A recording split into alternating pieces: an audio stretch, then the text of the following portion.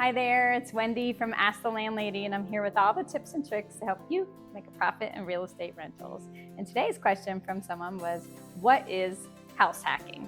Okay, so you may have heard this out there. It's got very trendy to say, oh, I'm going to be a house hacker, or I bought this duplex, I'm going to house hack it. So you might be wondering what that terminology is. It's been around for a while. Usually in the past, it meant somebody purchased a duplex and they live in one half and they rent out the other half.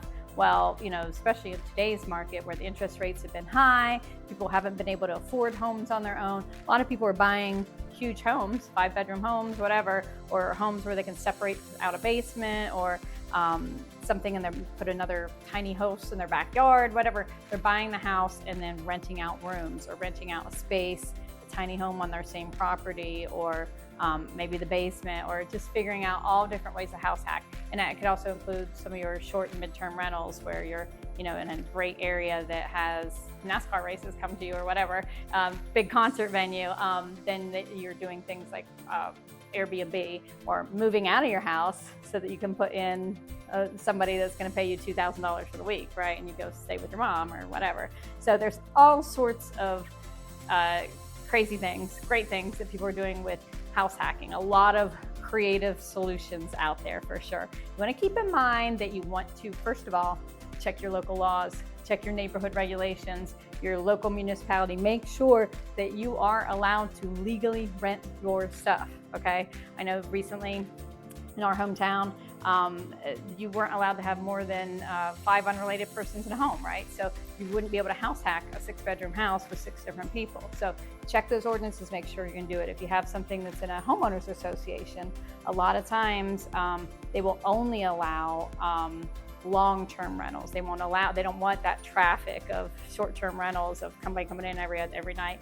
And a lot of times they'll put a cap on it too. If they'll allow long-term rentals, but only 20% of the homes in the homeowners association can be a rental. And if you're in a hot area, they may have already hit their cap and you're just gonna be out of luck. So don't buy something till you know you can rent it, guys, right? So if you're concerned and you're saying, I'm gonna buy this house and house hack it so that I can make the mortgage payment, make sure you can, number one, legally do it. Number two, you wanna make sure the money works, right? You wanna make sure that, especially if you're on the line for the mortgage and you're hoping somebody's gonna help kick that in, you wanna make sure that you have those numbers in place that are going to do it, and make sure you have the paperwork and the legal agreements, right? Even if you're calling them roommates, have roommate agreements. If you're going to be sharing common spaces, kitchens, whatever, you need to have this all outlined in a legal fashion that everybody signs off on so that there's no questions or problems later when you're trying to share this house with other people.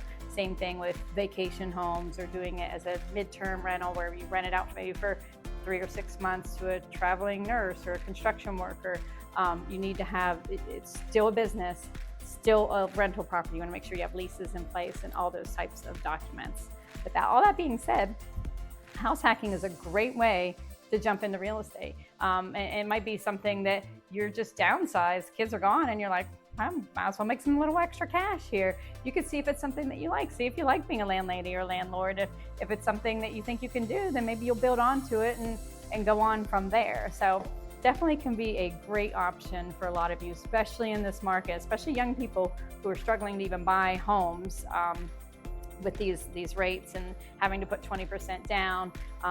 Might want to definitely check out those great creative solutions and hack your house there. So if you're having trouble running numbers, check out my webpage, askthelandlady.com. I sell a great cheap little spreadsheet that will help you analyze a property with all your income and expenses to make sure that you're actually getting a return on your income and making a profit. So you might want to check that out because it's not easy being a landlady and landlord, right? But we're all in this together. And so shoot me a comment and hit subscribe and have a great day.